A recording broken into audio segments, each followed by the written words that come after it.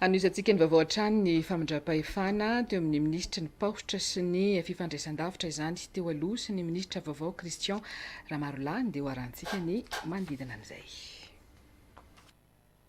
Teknisianina fa tsy mpanao politika ny ministra ny paositra sy ny fifandraisan-davitra ary ny fampivoarana ny Aitao Arakajimrindra Andriamatoa Christian Ramarolahy.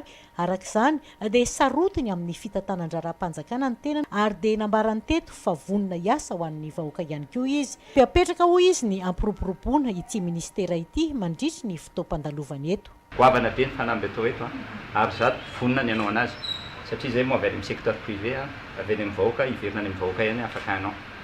Ny zavatra tiako apetraka fotsiny dia ity ny ligne directrice hitondrako an'ity ministère ity tompoko ny zavatra tolontsika amin'ny mpanjifa raha resaka fotsiny aho hoe poste zany dia zavatra ngezabe fanamby ngezabe no apetrako eto apititra ny postsika ao anatin'izany révolution numérique zany.